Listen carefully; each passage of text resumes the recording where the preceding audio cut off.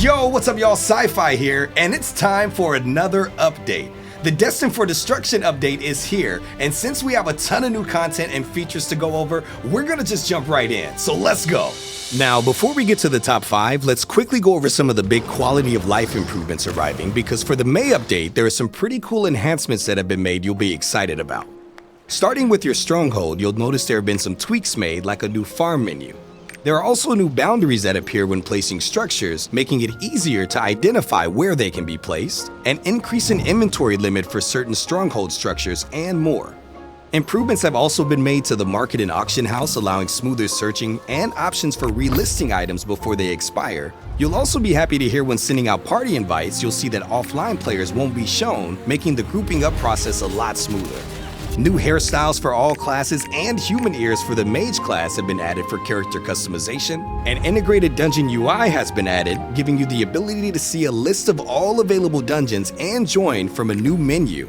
Front and back indicators will now help you land those critical attacks, but that's not all. There's too many to list here, so be sure to check out the release notes on playlostark.com for the full list.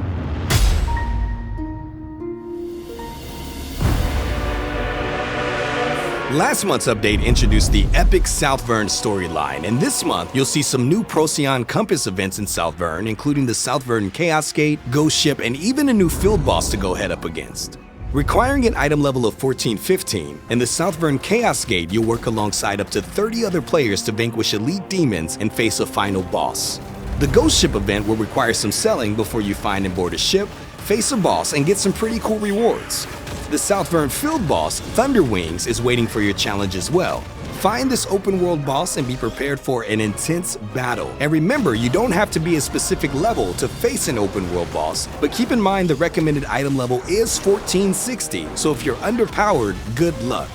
Clicking the compass icon under the mini-map on the top right will allow you to view and queue up any of these 3 events, and keep in mind they are scheduled to happen at certain times, so be sure to check out the schedule and the location and be there before it starts. You'll also have the ability to jump into the South Vern Chaos Dungeons, where you'll be able to queue up level 1 at item level 1415, level 2 at 1445, and level 3 at 1475. Last month's update introduced the normal mode of the South Vern Chaos line, and this month you can reap even more rewards crucial to your in-game grind when diving into the hard mode. Geared towards in-game players, this game mode is a unique activity you could finish either solo or in a party, and consisting of short quests you're required to complete. Afterwards, you'll face an impressively formidable boss and receive a special currency called Fragmented Blood Magic Stones. These you can turn into the Blood Magic Stone Exchange NPC for rewards like legendary card packs, chests filled with honing materials, silver, and more. To jump in, you'll need to use a Token of Protection as an entrance ticket, allowing you to try your hand at completing the raid to receive some top-tier honing materials like Harmony Leap Stones, Harmony Shards, and other rewards like silver, card packs, and more. Being in a guild already has benefits such as accessing the guild shop and quickly grouping up with other players to complete content, but in this update, new PvP and PvE activities will be available to jump into. Raid matches are a time trial PvE event where you'll cooperate with your guild members to defeat a formidable boss, the Silmouthed Devourer. Featuring a point system, defeating the boss as quickly as possible will grant your team more points, moving your guild up in rank. In the new Island Siege event, you'll jump into a fun activity that will require you to battle other guilds in PvP combat. By capturing objectives and defeating enemy players, you'll gain points that will determine your rank at the end of the event. These events will reward you with gems, accessories, ability stones, and more. If you haven't joined a guild, keep in mind you can apply at any time or even create your own with 2,000 silver by accessing your guild menu with Alt and U. So next time you're in the guild menu, check out those weekly and daily missions you can carry out and have some fun. Now for all of you who have reached the end game and are waiting for more content, get ready to jump in alone or with a party to battle the newest and first level 6 Guardian, Descaluda. Similar to past Guardians you face, you will need to have defeated all of the prior Guardians before facing this one. Requiring an item level of 14-15 to start, Descaluda will definitely prove to be a challenge and require knowledge on some important game mechanics to defeat. Your main reason for facing this boss will be for the high value loot you'll get, like a legendary Galewind rune you can equip to add bonus effects to your character's skills, legendary and relic accessories, honing materials, and more. Once in the fight, you'll need to focus on learning the attack patterns of this boss quickly to successfully pull off counterattacks, which will cause Descaluda to fall into a groggy state, allowing you the chance to deal some major damage. Another skill worth being familiar with is the weak point skill. Keeping an eye out on when Descaluda lights up and listening for a special sound effect will let you know when to use an attack that has the weak point skill effect attached to it. Pulling it off correctly will recover some of your HP and apply a buff to aid your character in battle. You can check out the training room to practice both skills before you hop into the raid, so give it a shot and then get in there and go head up against Descaluda. But don't worry, because if you lose, keep in mind you can give it another shot, and when you win, don't forget to harvest its guardian soul. Good luck. Joining the Paladin, Gun Lancer, and Berserker as the 4th Warrior Advanced class, the Destroyer proves to be a force to be reckoned with on the battlefield with his mighty hammer.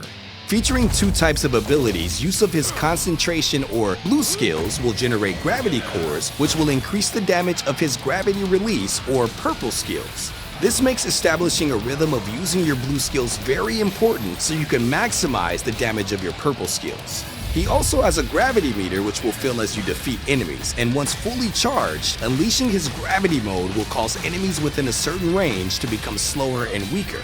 Picking up the Destroyer as an alternate or main character, or having one in your party, will allow for quick dispatch of any enemies or bosses in your path. And for existing fans, you'll be happy to hear we're getting the recently reworked version of the Destroyer, along with the balance changes that were made in Korea. Because of the impressive stagger damage the Destroyer can inflict upon the foes you'll encounter, he will also demonstrate extreme effectiveness when jumping into what I'm most excited for in this update, and the #1 topic on our list, the Voltan Legion Raid. Now, not only can you jump into this new in-game mode today, but you'll also be facing a new and terrifyingly formidable boss, Voltan.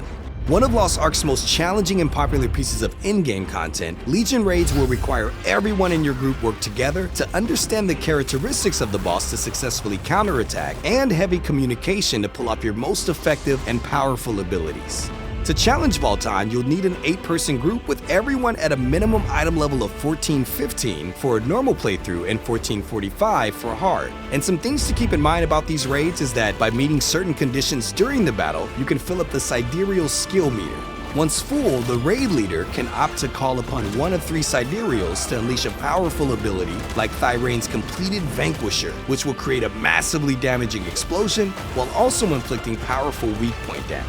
You'll also notice the Voltan Legion raid has 2 gates that act as checkpoints, which will save your progress when cleared. After a gate is completed, your group will vote to continue the raid to the end or pause at that point to receive that gate's rewards and save your progress until you're ready to come back for the next gate. This means you can take a break and you don't have to complete the entire raid to obtain any loot. Also, with the new Party Finder improvement that was added in this update, once you do decide to come back, you'll now be able to select which gate you want to find teammates for, allowing for quick re-entry from where you left off. The Voltan Legion raid will also introduce Relic Gear, a new rarity type.